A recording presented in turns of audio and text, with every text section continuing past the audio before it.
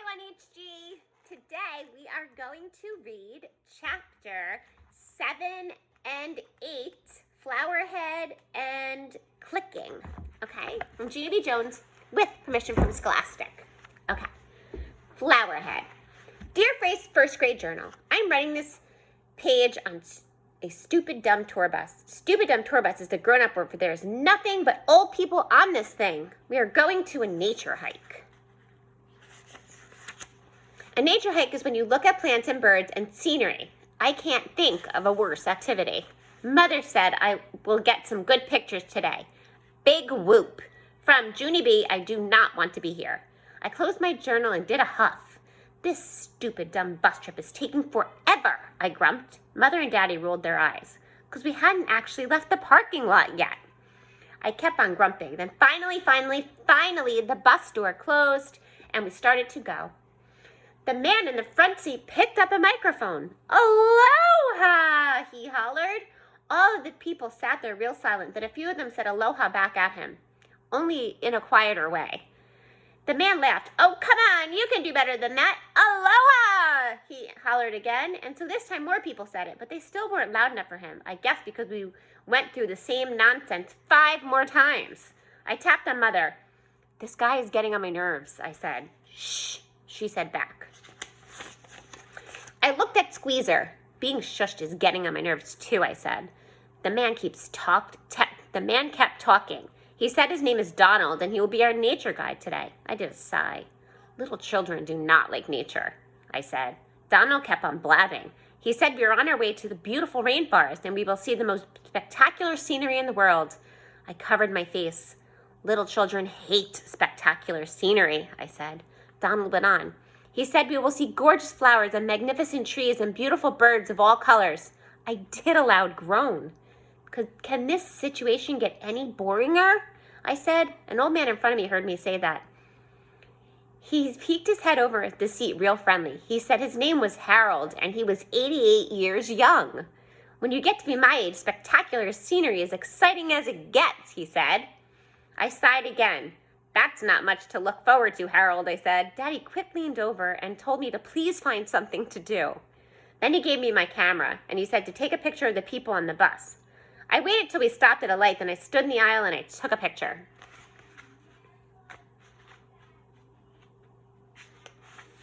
Click, click, I sat back down. That picture will go nicely with my other embarrassing photojournal pictures, I said. Room 1 is going to laugh me right out of show and tell. And it said, her caption, Day 4, a bus full with old people. She cracks me up.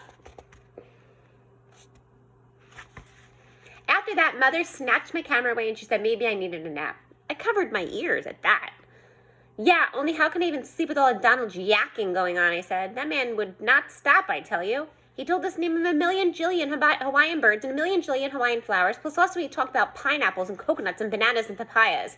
Then Donald took a big breath and he started talking about tuna fish. I threw my hands in the air. For the love of Pete, someone take his microphone away, I hollered.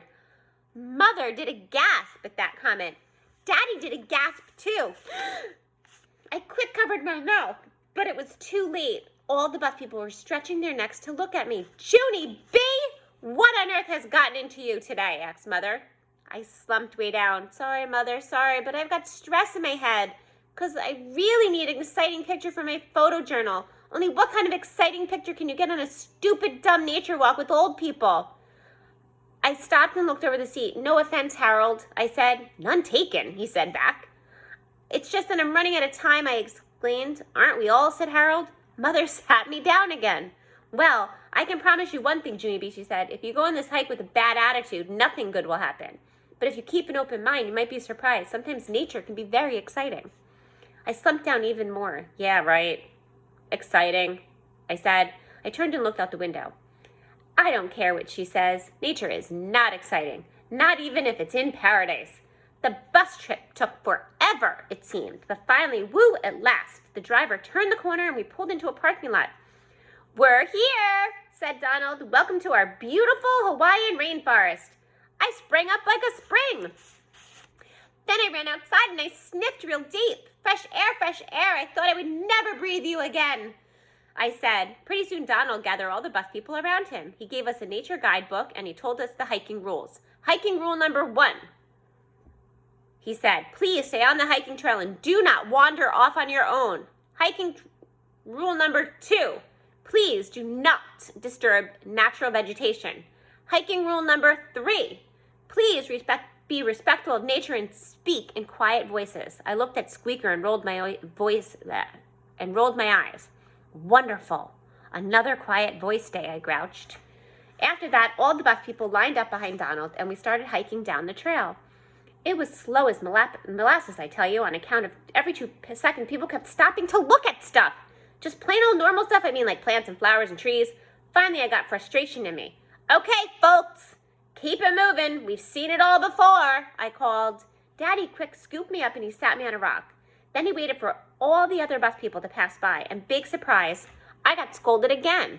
He said if I can't behave myself, we will go back to the bus right now, and we will sit there till all the people come back. Is that what you want to do, Missy? He said. Huh? Is it? I made a grump face. No, Daddy. I don't want to do any of this stuff. I wish we could do something exciting because I've already seen flowers in nature before. Just then, Mother picked up a flower that was lying on the trail. Oh, but you've never seen a flower quite like this, Junie Bee, she said. Look how beautiful this is. It looks like a big red powder puff. She stuck it in my hair, then she took out a mirror and let me see. I stared at myself very admiringly. Whoa, I said, I look stunning. Mother laughed. Yes, you do, she said. This would make a really cute picture. My face got brighter. Hey, yeah, I said, this could be my first cute picture of my whole entire photo journal. And I quick got my camera and held it way in front of me, and then click, click, I took a picture of my very own self. Now that one is a keeper, I said. And the caption says, I am stunning.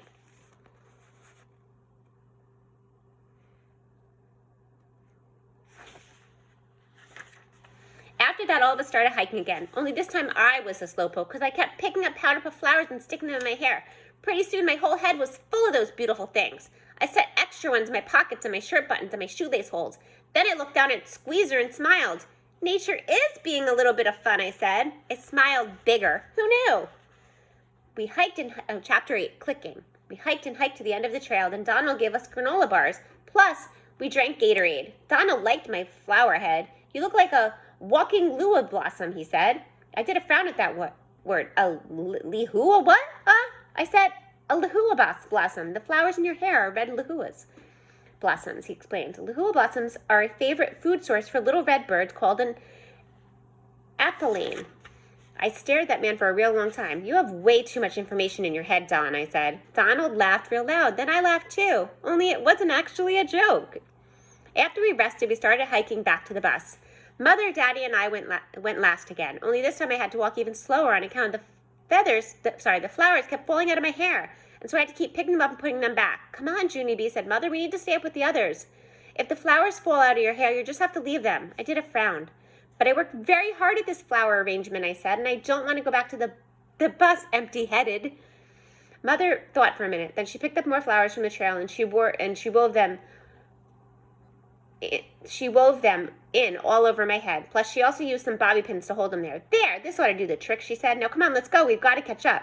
So both of us started to run. Only too bad for me, because all of a sudden my shoe came loose, and quick I sat on the trail to tie it, and that's the last pleasant hiking memory I have. Whoosh! The noise came by my ear. Whoosh! I did a gasp. A teensy red bird flew right at my face. I sat there real frozen. The bird fluttered and flapped and chirped and twerped and dipped and swirled, and then plop! That crazy bird landed right on top of my head. My mouth tried to shout, but no words would come out. I quick stood up and tried to shoo him away, but he just flapped and flopped and fluttered some more. And he kept right on staying there. Then finally my voice came back to normal. Bird! Bird! 911! 911! Bird! Bird! Bird! I screeched. Mother and Daddy came running back to me. Their mouths fell way open. Then they tried to shoo the bird away too, but it still kept flapping and flopping and fluttering up there. Suddenly, Mother covered her mouth with her hand. Oh my gosh, I think it's stuck, she said. I think it's tangled in her hair. My eyes got big wide at that news. Tangled, I yelled. The bird is tangled in my hair. Are you kidding me? I raised my screech even louder. It's tangled, it's tangled! 911, 911, tangled bird, I hollered. All the people came rushing back at once, plus Donald came rushing back too. He came to a stop in front of the group. Then he quick gathered himself together and he started giving orders. Okay, I need everyone to go back on the bus now. He said, please. The old people hurried away. Then Donald turned to Mother and Daddy and he made his voice very calm. Okay, Mom and Dad, step away from the bird, he said. Mother and Daddy looked at each other, then both of them stepped away. After that, Donald walked to me real slow and he squatted down next to me and held my hand. You okay, honey? He said. I rolled my eyes. I've got a bird on my head here, Don. How good can I be? I said. Donald smiled. I don't know. You look pretty brave to me, he said. I thought for a minute and did a sigh. I'm not, Donald. I'm not brave. I said, I'm afraid of jellyfish and eels. Donald shrugged. Join the club, he said. After that, he gave me a pat and he told me final instructions. Hold your head perfectly still, he said. I'm going to walk behind you and untangle this little guy, okay? My heart pounded real hard. Okay, I said back. As I stood as still as could be. Donald's voice kept talking, real quiet and calm. In all of my years as a nature guide, I have never seen a sight like this, he said. I raised my eyebrows. Really, Donald, I said. Really, he said. I wish I had a picture of this. A picture would be 1 in a million. That's when it hit me. I did a gasp. Donald! I have a camera, I said. I pointed to the backpack lying on the trail. It's right there. Mother covered her mouth. Oh my gosh, I completely forgot about that, she said. Then she bent down real slow and she got the camera from my backpack and click, click, took a picture. I kept staying still. I felt Donald pick the bird gentle and he untangled his feet from my hair. Click, click. Mother took another picture, then hooray! So here's the picture of the bird and it says, a bird in the hair.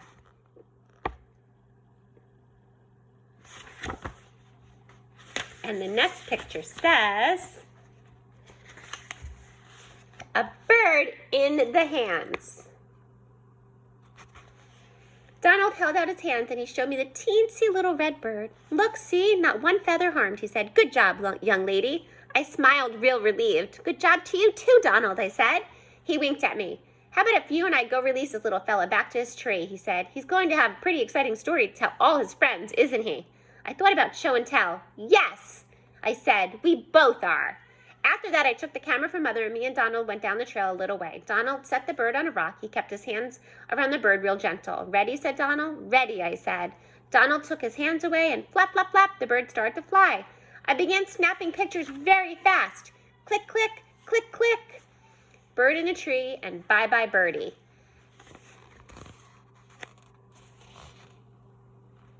Bird in the tree and bye-bye birdie. Then zoom, it flew away for a second. I stood there real silent. Donald stood there real silent too. Whoa, I said finally. Wow, said Donald. We looked at each other and smiled. I aimed my camera one more time. Click, click, my new friend, Don.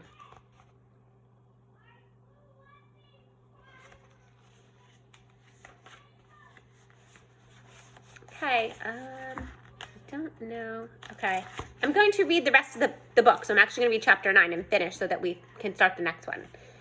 Aloha, day 5. Dear first grade journal, it's already tomorrow morning. Mother and Daddy are still sleeping. I don't even know how they could sleep at all last night because yesterday was the excitingest day of my life. Donald talked in the microphone the whole way home. He said the bird was just a baby and he thought my head was a giant flower probably. He also said how brave I was and that I was a delightful little girl. It was a very interesting conversation, but that was not even the end of the exciting birthday. On account of last night, I took a bubble bath and Squeezer got all warmish and soapy-ish, and what do you know, he slipped right off with the bubbles. I'm getting to be excited with birds. Someday I'll be a nature guy, probably. I thought for a second. Or maybe I'll be a photojournal guy, possibly. I tapped on my chin. No, wait, maybe I like to arrange hair flowers, because I have talent for that too, I believe, from Junie B, nature guy, or possibly other stuff. I put my pencil down and took out my photojournal. Because after the bus trip yesterday, we went right to the drugstore and we got my pictures developed. And then they turned out beautiful, I tell you. I showed them the Philly Johnny Bob and Squeezer. They loved them very much. I also tried to show them to Dolores, but she was busy getting a facial. After I finished looking at the pictures, I lined them up in my journal and I printed their captions all nice and neat. I smiled as I read them. I'm going to have to stop here because it won't let me load it to YouTube. So I'm going to stop it and then I'll load the last page afterwards. Okay. I'll see you in a minute.